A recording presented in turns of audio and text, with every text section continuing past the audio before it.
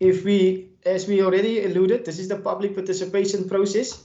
The whole idea of this process is to ensure that the community is also involved in tabling the budget or giving their inputs into the budget. So the budget document idea is to take the community through the information and then give them the opportunity to also share the inputs that they provided. So if we go to the contents, I just want to take you through what we're going to cover in this presentation. The first component of it will be the public participation process. This is the new process that we followed. It's the first time as Cape Agulhas that we followed it. The mayor also already alluded to it. Then I'll take you to the draft budget, the operational and the capital components of it. I will take you to the operational budget, the main components in terms of the income and expenditure items. Then we will cover the capital budget, the breakdown or the details in terms of the capital budget. We will also be done going through the tariff increases, which is the draft tariff increases, which was used to compile the document as it is to date. Then I did a municipal tariff comparison. What we did do is to say, in terms of Cape Agulhas, how do we compare against the other municipalities in our region, and how do we compare with similar municipalities in the Western Cape? So we do a comparison in terms of what did they increase their tariffs with and what was our increase in comparison to theirs. Then we also will run through a few scenarios where we just say, if you have a typical municipal household, what will be the increase in terms of rents and percentage be on that specific household? And then the very last point is the closing date for the submission of information, which is very important to the community because that's the date that allowed them to also make sure that the information is submitted to the municipality. If we now go to the first process, the mayor already sort of summarized it. I just want to give it in a date format. We went for the ward committee meetings process from the 12th to the 20th. That was last week as well as yesterday. So we had our whole ward meetings with all the wards. Then tonight is the virtual presentation. So this is the Imbizo. So the idea is to now inform all the community members of the context of the budget. By the 7th of May, the last item on the previous slide, I said the most important date is the due date. So the due date for the inputs is the 7th of May. Then afterwards, after we receive the due dates, the inputs, the municipality will go and consolidate all that specific inputs, where the mayor will have a radio session on the 12th of May to inform the community in a consolidated fashion what was the inputs that was received. This is also a first for Cape Agulhas, since we never really went back to the community and give them feedback in terms of what was the comments that we received. Thereafter, the internal processes will kickstart again, where the administration will workshop the budget. That specific budget workshop is on the 13th of May, a management workshop, where the information will be dissected in terms of the inputs and prepared for the steering committee for the mayor on the 14th of May. With the steering committee finalization, we will be at that point at the instance where we say what do we include in the budget and what do we exclude in the budget in terms of the community inputs, and that information will then be reworked into the document for tabling to council or council meeting for the approval of the budget for 21-22 is the 25th of May. So this is in short the public participation process that we will still be following from the 21st of April onwards until the approval date of the 25th of May. If we now go to the information in terms of what is the budget, what is included, our concept budget, these three graphs is presenting the three different financial years. This presenting the operating revenue, operating expenditure, as well as the capital budget in concept proposed form as it is to date. The green bar represent the income. So the green bar for different years represent the income of the municipality. The red bar represents the expenditure, and the blue bar represents the capital spending. So that is a capital spending that the municipality in the budget has currently. If we go for the three financial years in terms of the green bars, our 21-22 income is budgeted as 406.8 million. Our 22-23 income is budgeted at 447.7 million. And our 23-24 income is budgeted at 476 million. Then if we go to the expenditure, it's 394 million for 21-22. For 22-23, it's 423 million. And for 2023 and 24 is 455.7 million. And then I just wanted to allude that a very important concept or very important key requirement of a municipal budget is that the municipal budget must be funded. The mayor also sort of give a overview of that. What we mean with the funded budget means that the expenditure should always be less than your income. And if you just glance at the graphs as I presented it here, you immediately can see that for all 3 our financial years, our expenditure is less than our income. So at this point, the municipality, in terms of administration and council, has tabled a sustainable budget document on the table for the operating component, where we make sure that we do not budget more expenditure than income, because we will be in a problem in the situation of where this extra money comes from to fund that expenditure. Then if you look at the capital budget, which is the blue bar on this graph, for 21-22, it's 15.29 million. For 22-23, it's 55.1 million. And then for 23-24, it's 41.6 million. So this is in short then a summary of our concept draft budget on the table that we tabled to council in May, which is at this point giving us a sustainable budget of a surplus for all the financial years. So we budgeted for more revenue than expenditure. And then our capital program for the next 3 financial years, or the MTRF period that they call it, it's about plus minus 156 million if you look at it in total. But for the current year on table, it's 50.29 million. That's in short our budget that we tabled to council during the March council meeting. If I now go and dissect the budget in terms of its specific components, and I go to the income sources of the budget, our revenue budget was 406 million. If I go specifically to the income sources, again, I dissect the information in terms of the 3 financial years, where the blue bar represents the 21-22 financial year, the red bar represents the 22-23 financial year, and the purple bar represents the 23-24 financial year. Then I dissect it in terms of our main income sources, and immediately from the get-go, you can see that the main income source in terms of the municipal budget is our service charges. So service charges, the income that we receive from rates from the consumers and the households, is the biggest component of our revenue budget in our municipal budget. Then there's a property rates, which is also consumer or household based. It's also a second very important component of our municipal budget, as you can see from the graph. Transfers and grants, these are the allocations that we receive from national and provincial treasury. So during the budget speech of the Minister of Finance, normally during February, during the budget speech, the Minister of Finance, after giving the country's budget speech, also produce a document where he indicate what monies are going to be allocated to municipalities. For the financial year 21-22, he allocated a total of 71 million to Cape Agulhas in terms of provincial and national transfers. Then we also have the other sources. That's a combination of all our other sources: fines, penalties, income from the resorts, the rental of our facilities, where we also collect income.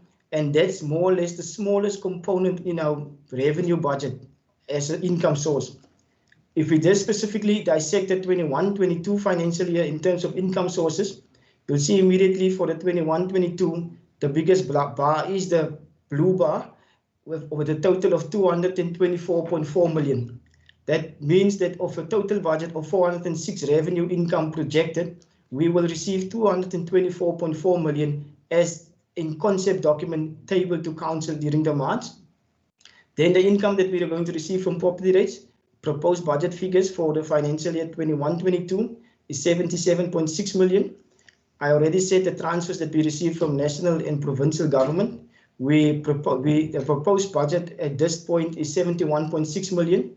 Then for the fines and the other revenue sources of the municipality for the 21-22 financial year, we will be collecting a total of 33.1 million, which makes the total income sources for operating budget revenue of 406 million. If we just take a quick look at the other 2 financial years, you will see it more or less increase with more or less the CPI or the inflation increases that we included in the budget. But throughout the whole 3-year period, our biggest income sources is from the service charges. So in terms of again, a key requirement of the municipalities is that you must table a budget which you control. When you say control, it means it's a budget that is manageable and the municipality can influence the total revenue that you receive. And as long as your service charges and your property rates makes up the bulk of your income in your budget, that means you're still a sustainable municipality because you have power over your sources of income in terms of collections. If we now go to the next component, and I just said that we have control over our budget in terms of our income sources, property rates and service charges, which is our biggest income source. Of our total budget of 406 million, we are collecting about just below 79% of our total budget. So 87.5% of our operating budget in terms of revenue is collected from property rates and service charges, which is directly influenced by the households. And if we just dissect that amount in terms of what is it composed of, we'll see that property rates, the total is 26% of our total of 77.6 million. Our electricity income, which is the green part of the circle, you can see it's more or less more than half of it, or there you can indicate it's 51% of our total our total income in terms of property rates and services. Then water income, 32.9 million for 21-22 financial year, which is 11% of that total 97%. Sewerage income, 14.2 million, or 5% of the total, and refuse income, or 7%, or 21.3 million. So this specific slide is then indicating that the municipality has total control of their income sources because they bill the consumers for services, and they also raise property rates in terms of the households in the community. So we are still more or less very sustainable in terms of generating our own revenue. If we now go to the next component and just say, what is the expenditure that we spend our money on? Our total operating budget as it is in concept form for this financial year is 394 million. Immediately you can see the big green component, the red component in the circle. If I look at the circle here, the red component is about 39%. Our employer-related cost is about 39% of our total expenditure. A local government is administrative driven, so most of the services is being delivered by warm bodies or people that you have to appoint. So the concept of a local government is that you will always have an employer-related cost component, which is fairly big in comparison to your total expenditure. The national norm, I just want to say, in terms of employer-related cost, is between 25 to 39% to 40%, and we are now closer to the top of the norm in terms of National Treasury. Then if you look at the other components in our operating expenditure, bulk electricity, the green piece of pizza in the slide, bulk electricity purchases represent 27% of our expenditure.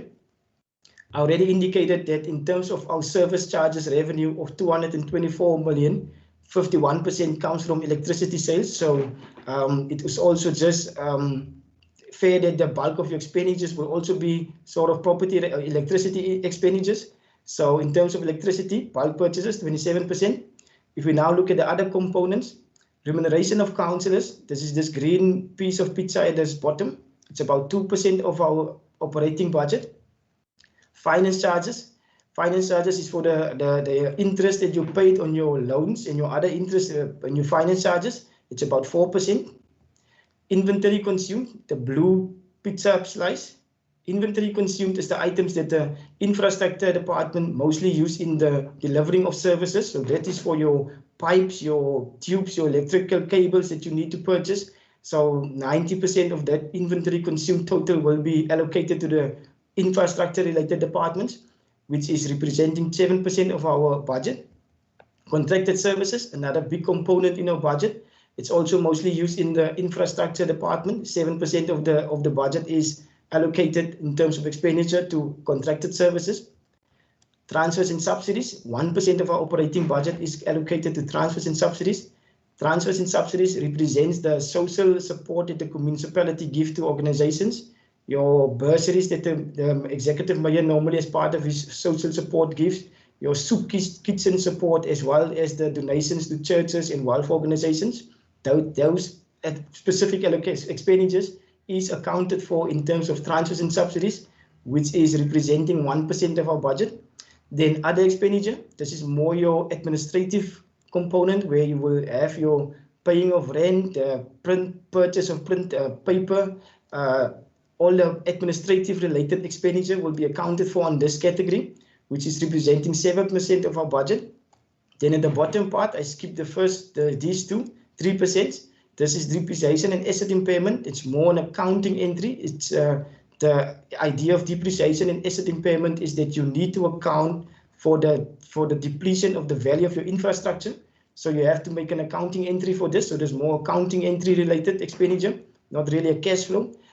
Debt impairment is the same in terms of your debtors. You will probably not collect all of your debtors, so you need to make sure that you make provision for the income of the expenditure, income that you're not going to collect in terms of your service debtors, as well as your fines, for example.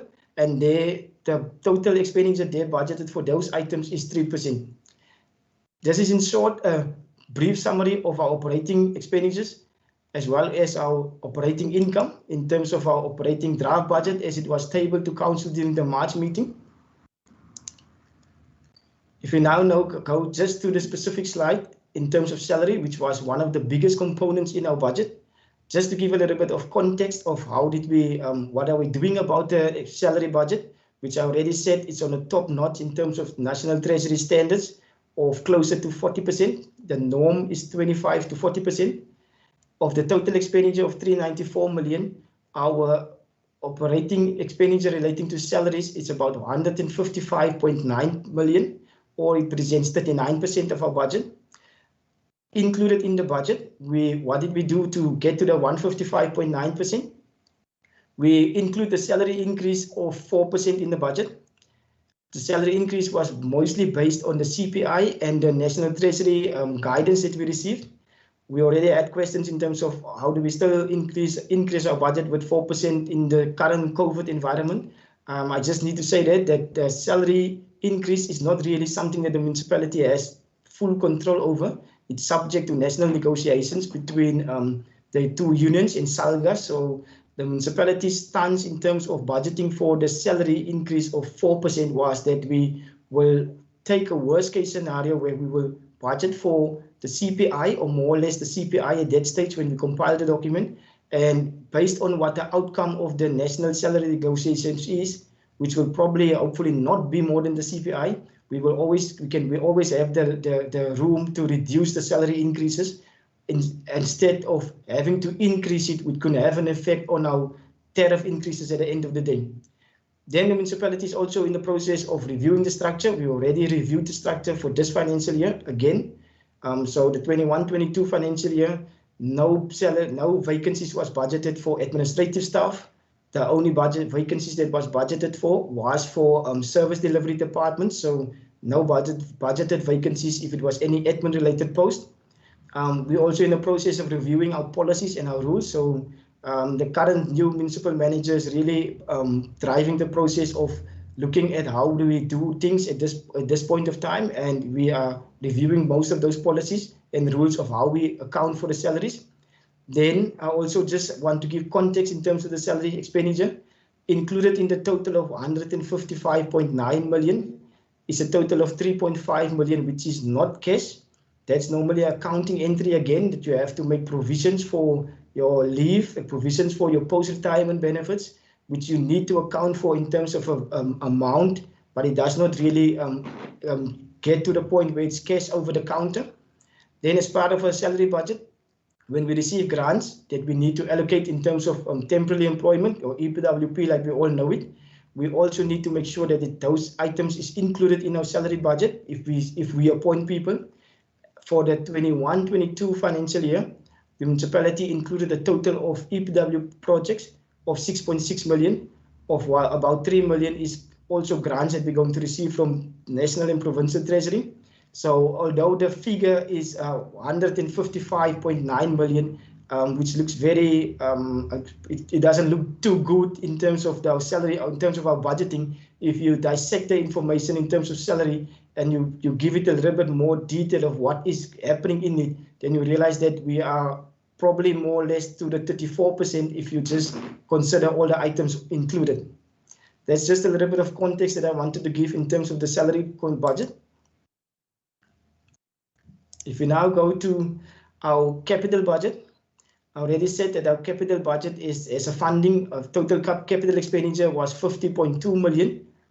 If you look at the funding of our capital budget, is where do we get the money for the capital budget from, or what do we use to fund those expenditure of 50.2 million? The municipality mostly have four main sources of capital funding. It's your internal sources. Your internal sources is normally the income that you generate yourself, as well as the reserves that you have in your bank. So this is your cash in the bank, or your balances in your bank, as well as your income that you regenerate from your operating profits in your operating budget. Then you normally get national allocations. I already said the minister, as part of his budget speech, normally allocate monies to municipalities. We again receive monies in this financial year from the minister, so we will include those national allocations in our capital budget. Mostly the funding from government is for capital. Then we also receive the same from the provincial government, so we also receive funding from provincial government in terms of our capital. Then a very big component of our capital funding sources is external funding. External funding, as you can see, the graph is fairly big in comparison with the others. Just to give a little bit of context, the idea of capital funding, they call it gearing, where you have a combination of your internal sources as well as your external sources. And then you look at the interest rate or the cost of the capital.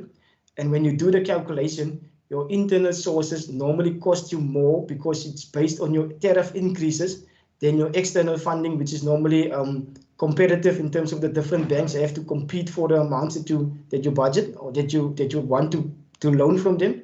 So the gearing principle is that you need to have a combination of internal as well as external funding in your capital, in your municipality to fund your capital budget. If we then just go to the specific items, again, the three graphs represents the 3 financial years. The blue one, the first one, represents the 21-22. The brown one, the middle one, represents the 22-23, and the gray one represents 23-24. If you go to 21-22, the current budget cycle on the table. In terms of our internal sources, we budgeted 13.9 million for internal sources.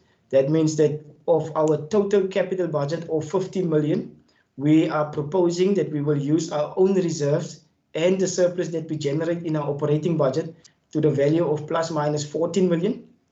Then we received national allocations. So we budgeted for national grants in our budget as part of our capital funding of 13.4 million. The same process happened with the provincial. So the provincial government will also, in their budget speech, allocate funds to municipalities. And we receive funding of 8.5 million in terms of capital funding. Then the proposal on table to date is that the municipality will take on 14.4 million new loans for the 21-22 financial year. That is to fund our capital budget of 15.2 million. So this is in short a summary of where does the municipality get their money from to fund the capital budget, of which the internal sources, the national allocations and the loans is more or less equal if you look at the graphs in terms of our funding as well. Then we also receive funding from provincial allocations from the provincial government, which is also included in our capital funding sources. If we now just go and say, but now we know where the money comes from, so what are we spending the money on? That is our capital budget spending part of it. We normally have 4 components in terms of our capital budget. You break your budget up in different groupings. Trading services, which is the biggest component, straight away you can see it's 51.22%. Trading services consist of your consumer services, which is electricity, refuse, sanitation, and water. So the biggest component of our 50.2 million will be spent on infrastructure related items, I'll give more details in terms of what those items is later. But at this point, the picture immediately represents a good administrative budget where you spend your money where the infrastructure or your revenue sources comes from. So in terms of our revenue sources, service charges is the biggest component of it. And we are also spending most of our capital spend money on those infrastructure. Then economic and environmental services, another big component, 37.4% of our capital budget spending will be allocated to that. Included in economic and environmental services is the roads function, which we will later see is also a big spending included in that. So the majority of that 37% actually consists out of roads.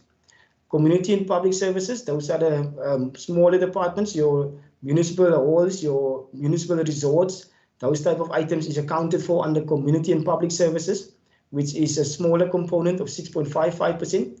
And then a very important point as well is your administration. The idea of that administration is that you must spend as least amount of money on the administrative staff or the administrative component, if I can say it like that. At this point, the municipality is spending less than 5% on administrative related functions. That means we will not be purchasing extra chairs and facilities for people that is just using it in the offices, because that's what the administrative component consists of, which is therefore a very good indicator that you have a good process in terms of compiling your budget. This is in brief, a high-level summary of how we spend our capital budget or what we propose to spend our capital budget on, of which trading services and economic environmental services is the biggest component. Together, they made out about 86% of our budget, which is community infrastructure related. If we now just go and dissect the capital budget a little bit more in terms of what are we spending on in more detail. This specific slide is giving you a more brief overview, just a little bit more detail. Immediately, you can see that the red bar in the middle is the biggest. It's actually increased, bigger, more than double most of the bars. The red bar in the middle represents roads and sidewalks. So from our capital budget on table today, 17.8 million will be spent on roads and sidewalks. This is a big need in the community. It's relevant. Everybody can see that our streets needs a little bit of taking care of. So the municipality is also then putting their money where the needs is in terms of roads and sidewalks of 17.8. Then if you look at the other big components that we were spending our money on, electricity service department, 8.9 million of our budget of 50 million will be spent on electricity service department. Sewerage service department, 9.4 million will be spent on the sewerage service department. Water service department, 4.8 million of our total capital budget will be spent on water related infrastructure. Refuse, the small one in the more or less next to the red one, 1.2 million will be spent on the refuse service department infrastructure. Then I also included a slide that say fleet vehicles. It should have actually said fleet. The idea of this slide is just to say what type of vehicles or what is the municipality's spending plans in terms of buying fleet or increasing their fleet. The vehicles specifically of 4.1% do not represent cars that the administration will be driving with. It actually represents fleet vehicles that will be used in the different infrastructure related departments. Of this total of 4.1%, 4.1 million, 2.8 million will already be allocated to electricity service department. Then there's another 1.7 million to the refuse service department. So in effect, the vehicles that we purchase is more or less also infrastructure related. Then community services, the halls in the community facilities, 3 million of our total capital budget will be spent on community services department. Then again, here you can see again that the small component of funding of spending in terms of administration of the 50.2 million that we have budgeted, only about 700,000 will be spent on administrative related items. So those are your computers, your chairs, your administrative related items.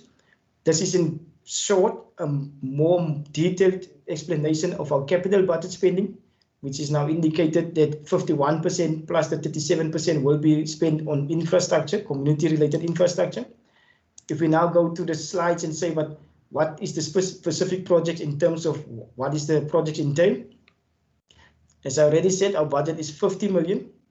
strategic projects. When I say strategic projects, I refer to projects that increase either economic development, tourism, or LED. So strategic projects is the projects that should be used, that is actually used to increase business activity in the community. Specifically, Anine Boysen, the urban development. Everybody is by now aware of the Anine Boysen urban development. The containers in O'Miller Road was part of it. And the next financial year, 21-22, 800,000 is budgeted for. The total project to date that we spent in terms of that budget, the project is a multi-year project that comes for the last 3 financial years already. Total project to date, including the 800,000 that we propose spending on the next financial year, is about 6.9 million. So it's just below 7 million for the whole project in terms of the Anine Boysen development, the O'Miller containers development. So this is one of the bigger projects over the last 3 financial years. Then the other very important component in terms of the Anine Boysen development or the tourism strategic project is that about 90% of those funds was received from provincial grants. So although it's a 6.9 million project, about 90% of it wasn't municipal owned funds. It wasn't funds that the community paid for. It was a grants that we received over the last 3 financial years.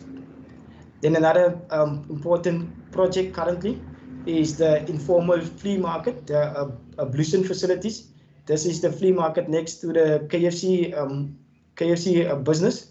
So the idea is to have a more informal flea market on a regular basis.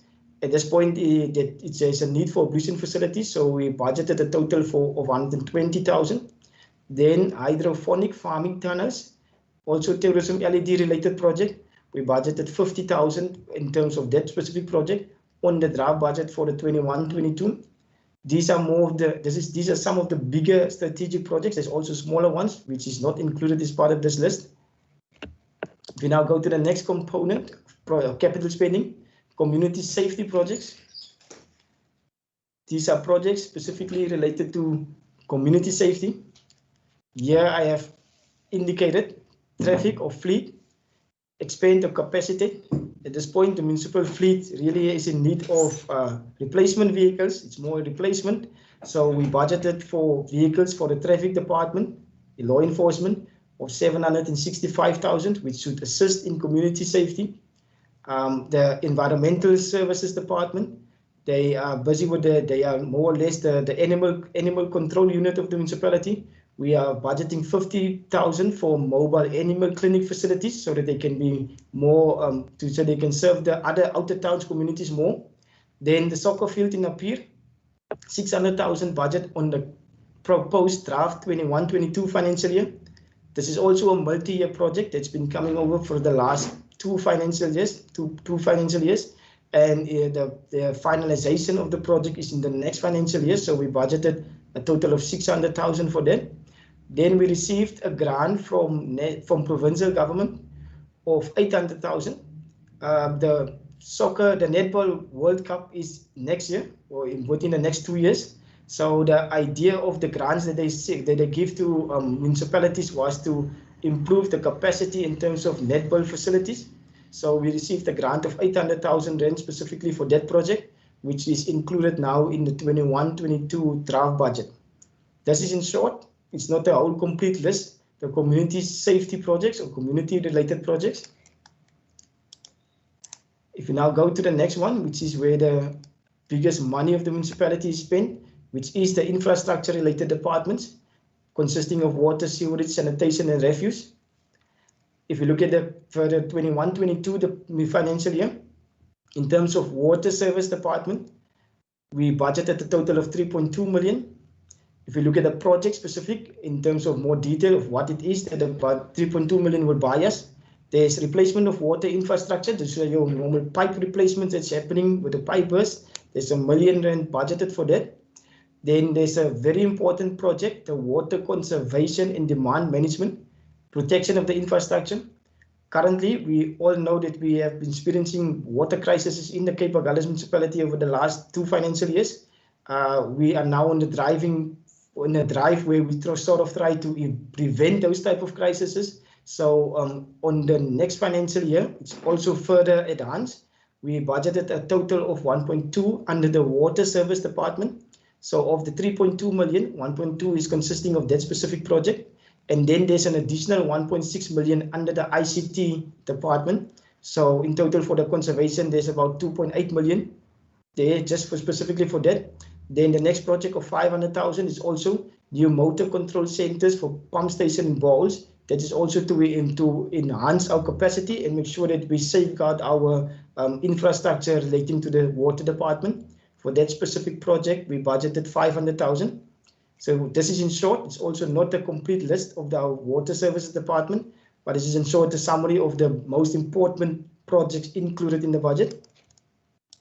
If we now go to the next department, which is our sewerage department, of our 50 million, we budgeted a total of 9.4 million for the sewerage department.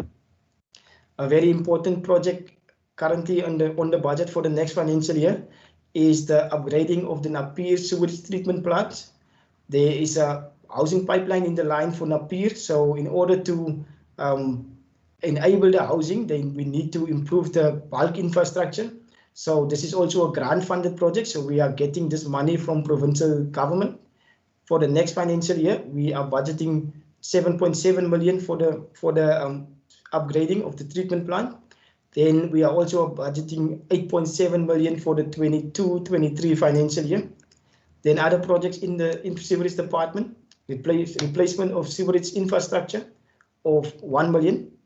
Then the sewerage pump station is Strathspey North. The municipality needs to start upgrading or refurbishing that sewerage plant station due to the capacity that is beginning to reach. So we are now at the point where we're starting to make provision for the refurbishment of the sewer pump station in Strathspey North. And for the 21-22 financial year, there's a total of 250,000 budget, which is also going to be spent in the 22-23 financial year. This is in short 9.4 million, the total budgeted on the table to date for the 21-22 in terms of sewerage department. If you now go to the next department, which is the refuse, the waste department, 2.9 million is budgeted for the waste. In the draft budget information, it's 2.9 million. If you look at what is the projects or what is the 2.9 million buying us, there's a compactor refuse collector truck of 1.7 million on the budget. Then there's also the upgrading of the refuse or the drop-off zones of 600,000. Then the municipality, the PMB Limeworks facility was sponsored or was handed over to the municipality. The municipality is in the process of upgrading it or reviewing it or refurbishing it so that it can also be used for the refuse or the waste department. So the 21-22 financial year is kickstarting the refurbishment of the PMB Limeworks. And we are budgeting for that financial year a total of 500,000 to just start that process.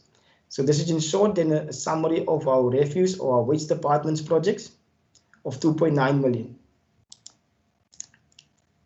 If we now go to the streets and stormwater, I already indicated that streets and stormwater was the red bar in our graphs of what the projects is. The total budget for that is 17.8 million. So of the 50 million, we budgeted 17.8 million under the roads department specifically. If you look at the detail of what the projects is, Predasdorp, upgrading of roads according to the master plan, there's 9,062,850 is the project value for the 21 financial year. This project is funded mostly by MIC.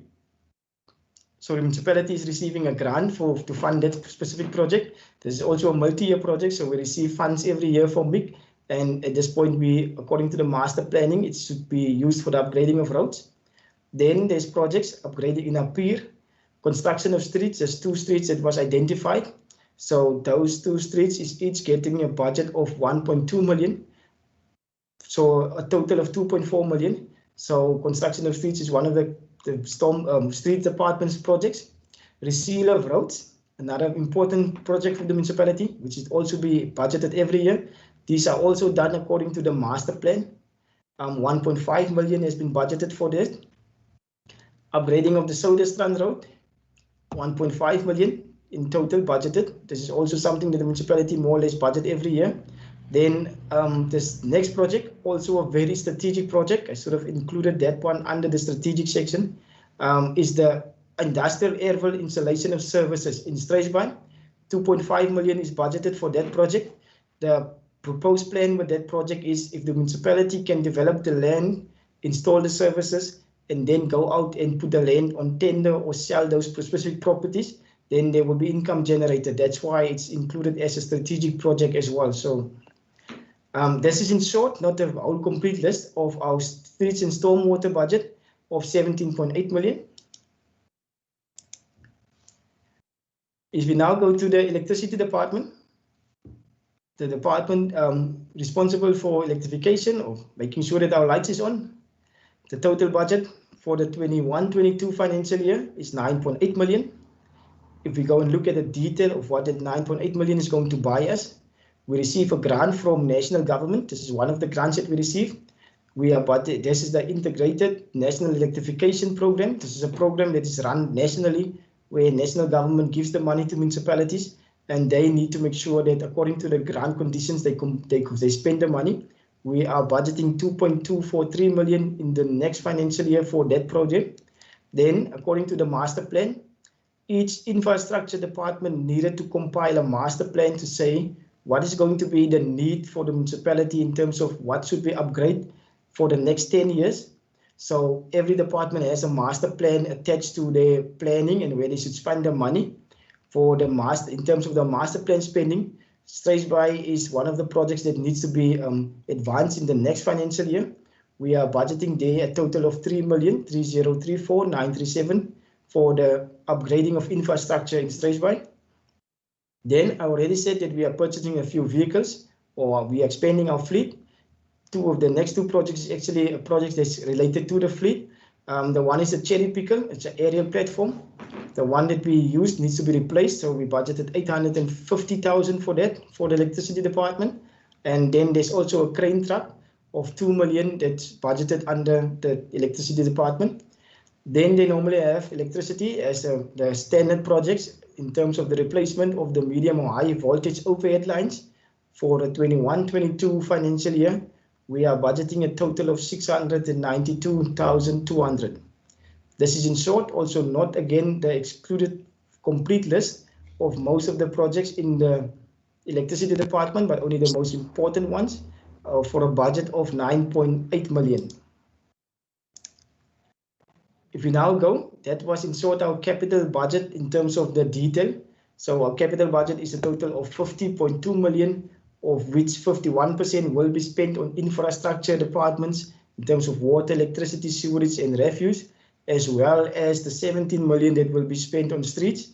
That's in the concept document as it is tabled today. If we now go to the very next component, which is our increases, what are the municipality proposing as increases on the consumers? If we go to the first one, property rates. Property rates proposed increase for the next financial year, starting 1st of July, is 3.9%.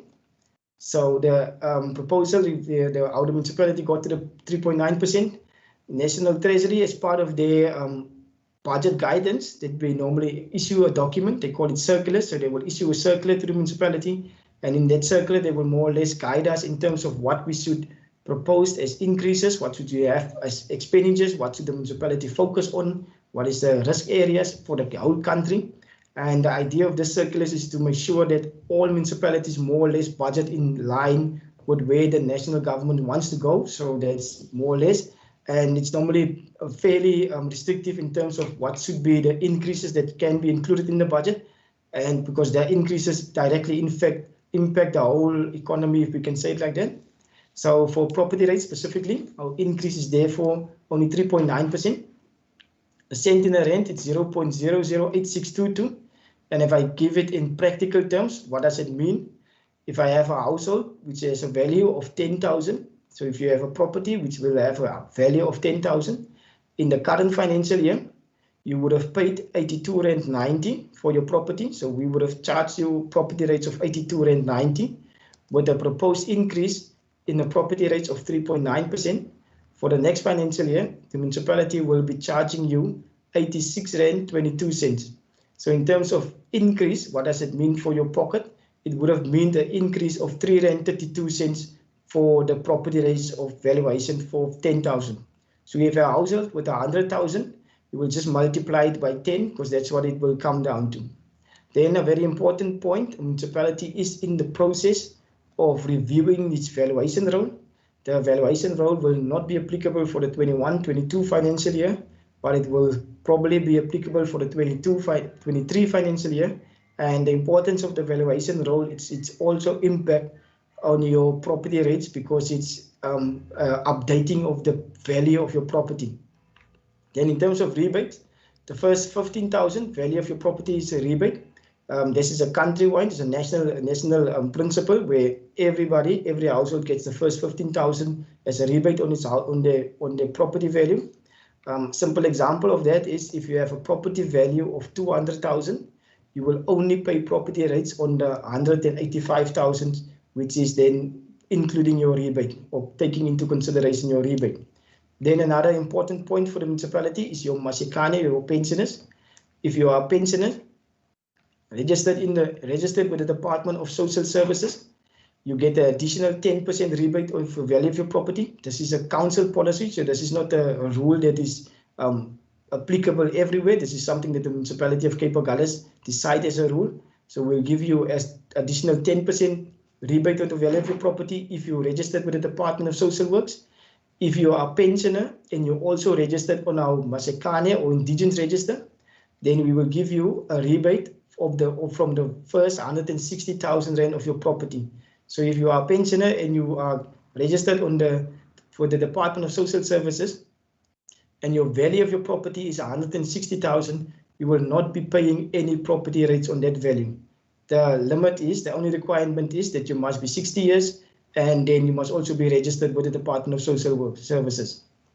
This is in short our property rates increases then, which is 3.9% as it is proposed on the table today. If you now go to the electricity increase, this is where the biggest headache is for the municipality or the consumers.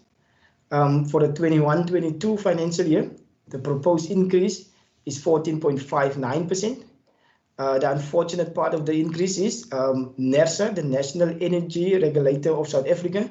They are regulating the increases in terms of electricity that the municipality can charge. So we don't really have full ownership of what we can allow as an increase.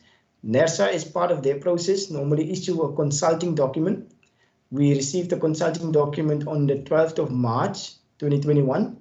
And in terms of that consulting document, they proposed that they allow a maximum increase of 14.59%. So therefore, the electricity increases is based on that document, more or less, which is not really in the municipality control, and the proposal is 14.59%. Then again, the very important part is if you are registered on the municipal indigent or Masikane process, like we all know it, you get the first 50 units of your electricity free. That in short is your electricity increases. Just to put the electricity increases in a little bit of more context, I just went back and I brought the expenditure categories back into the presentation to just give it a little bit more context. As you can see at the bottom here, I indicate that electricity increases, bulk purchases electricity. This is the money that the municipality pay for our electricity purchases. So they purchase it and then they sell it to the consumers. In terms of the 21-22 financial year, of the total expenditure budget that we have, 27% will be going to bulk purchases of electricity. And in terms of that same NERSA document that I was just talking about, where they allow us an increase of 14.5%, 14.59%, NERSA indicated that they will increase the purchase price that we will have to pay for electricity to 17.8%. So immediately, just to give a little bit of context, the municipality will be selling the electricity at 14.5% more to the consumers based on the NERSA document, but we will be buying it at 17.8% more. So if I just give a simple example, if we currently say we are buying electricity of 100 rand, with the increase from the 1st of July, we are going to pay 170 rand 17 rand 80 cents for that 100 rand of electricity. But then when we sell it to the consumer, we can only ask you 114 rand 59 cents. So that's just a little bit of more context in terms of our electricity increase, which is the biggest headache in the increased tariffs. If we now go to our water increases, something we have more control of, the proposed increase is 4.5%. Average increase on the basic levy, as well as the consumption, is about more or less 4.5% on average. Then, if you're registered with the Masekane, you get your first 6 kiloliters of water free. Then you also,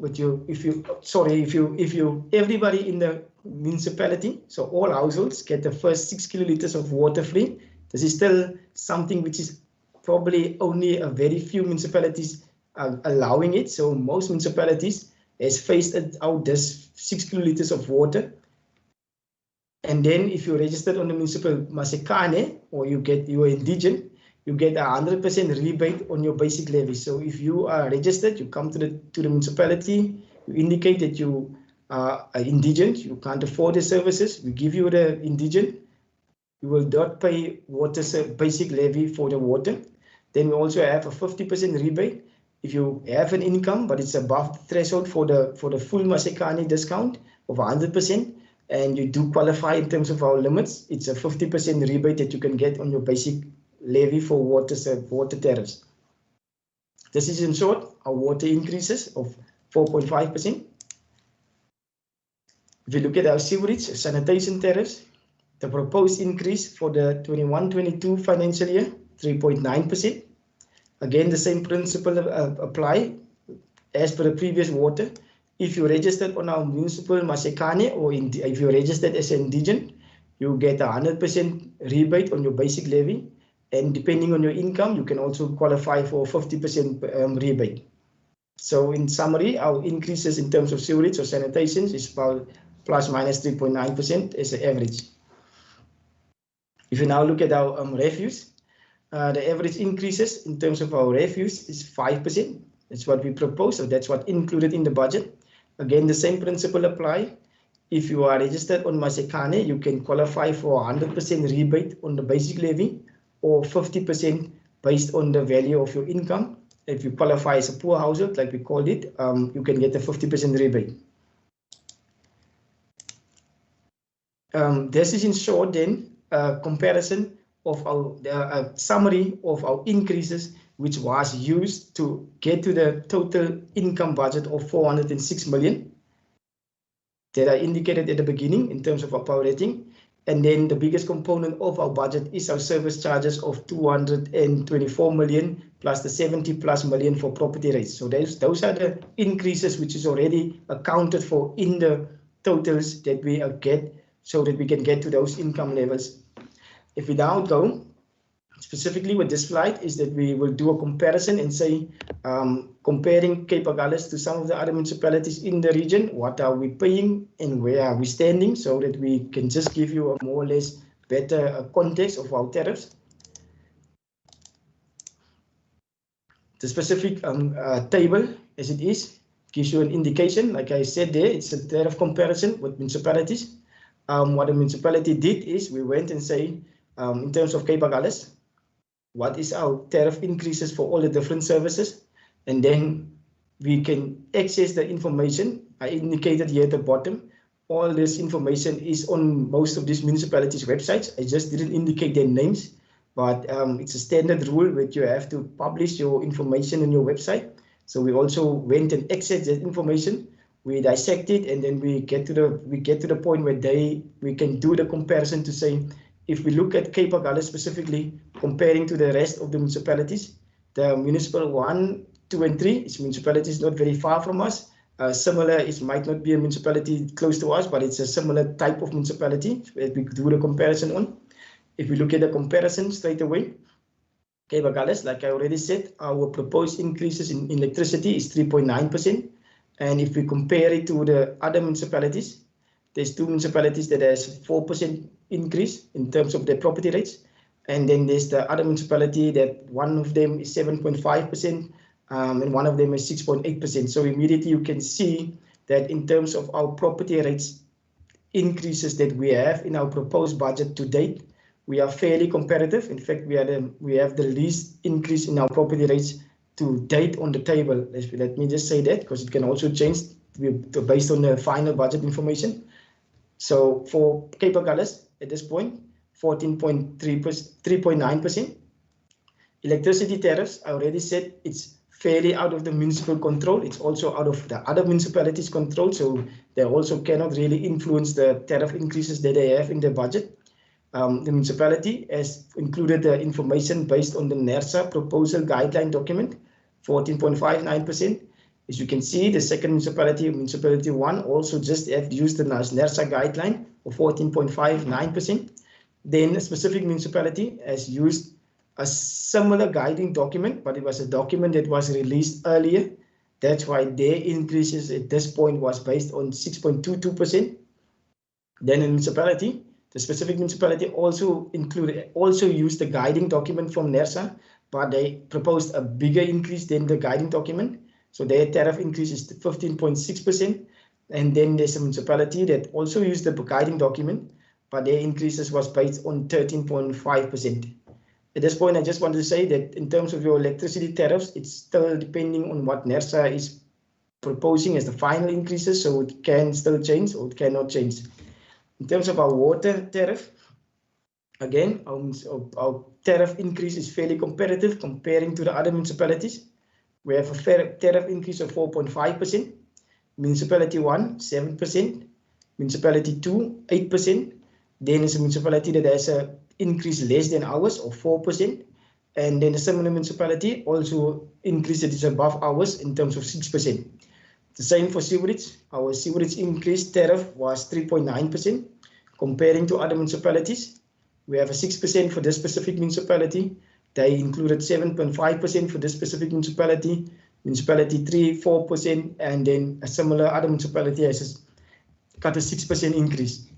In terms of refuse, Cape Agulhas increase proposed to date on the table is 5%. This specific municipality has an increase of 9%. This municipality has an increase of 7%. Then municipality 3 has an increase of 4%. The similar other municipality has an increase of 15%. So immediately you can see that in terms of our refuse, we might not be the least. We're not the best in terms of what our increases is. But we do fairly competitive compared to the others.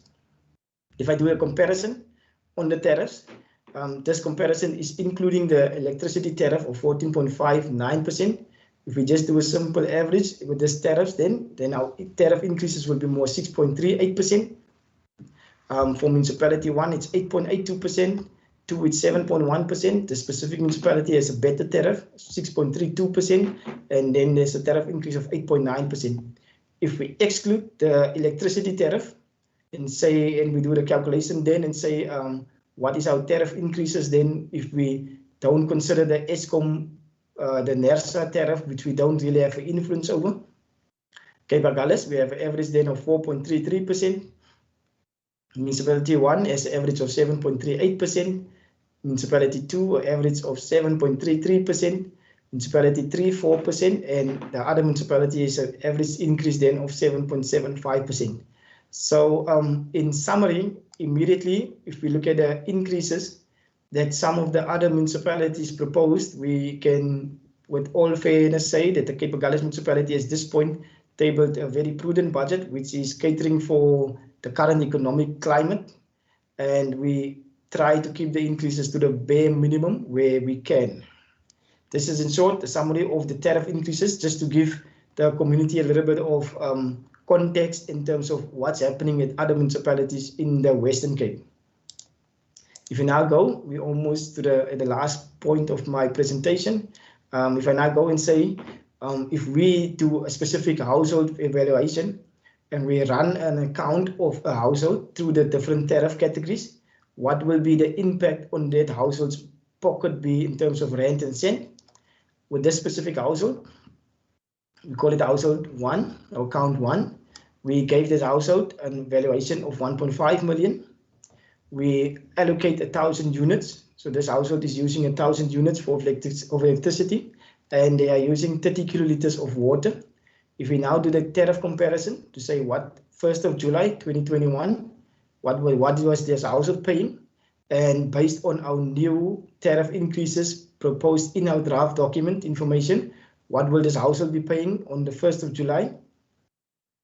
If we do the comparison, this household will be paying 4,369 rand and 11 cents for the current cycle. This is the current financial year ending 30 June. If we do the exact same calculation and saying that same household with the increases that we propose, what will be the impact be on the account? That household will pay 4,794 rand 84 cents, or an increase in terms of rent value of 425%, 425 rand and 73 cents. And if you look at it in terms of percentage, it's a 9.74% increase, which is fairly above what I just said previously of our plus minus 4% increase. But the biggest component I have to indicate here is that the NERSA tariff increase in terms of electricity consumption impact significantly the average increase in this household at the end of the day, saying that, but that I mean that due to the 1,000 units of electricity that this household is using, the average increase for just this 1,000 units is about 14.59%. And if you look at the rand value, 8 rand 72, 72 and 120, that's about 100. It's about 250 rand of the total of 425, which is just the impact of the 14.59%.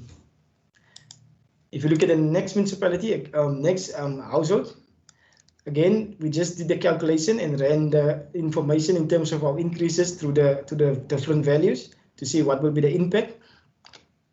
The specific household, valuation of 750,000. This household used 500 units of electricity, and this specific household used 25 kiloliters of water. We do the calculation again, and we say that for the current financial year, with those consumption patterns of 500 units and 25 kiloliters of water, that specific household would be paying 2,509 rand 63 cents. If we do the increases as it is proposed in our budget to date, that specific household will end up paying 2,723 rand 72 cents. In terms of rand and cents, it's a difference of 214 rand 9 cents for an average of 8.53%. But again, immediately we can see that due to the fact that the household is using less water, less electricity, less units, so the impact on the 14.59% electricity increase reduced the average account of that household to 8.5% comparing to the previous one. If we now just to go through a smaller household, which is the last evaluation, we call it the traditional hop-base. This household specifically is an indigent, is registered on the Masekane. So we did a calculation to say, what if this household is indigent, is registered on the Masekane, and is also a pensioner? What will be the account that this household will be paying?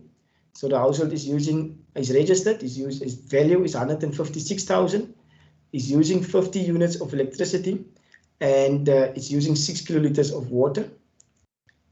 And if we compare the comparison, I already indicated, the moment you are registered on the indigent registered, you get your first 50 units of electricity free. So this household will not be paying for electricity.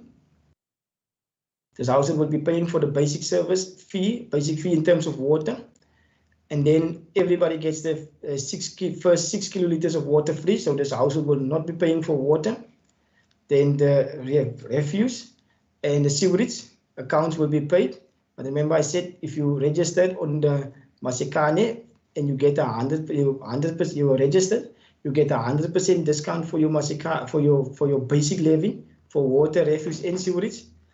And then due to the value of the household being less than 160,000, and the policy of council, this is the municipal policy at this point, to give everybody which is a pensioner, which has a value of less than 160,000, the property valuation is free.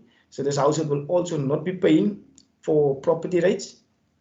If you just do the basic calculation then, which is only on the basic fees, in the current cycle, this household will be paying 585.93.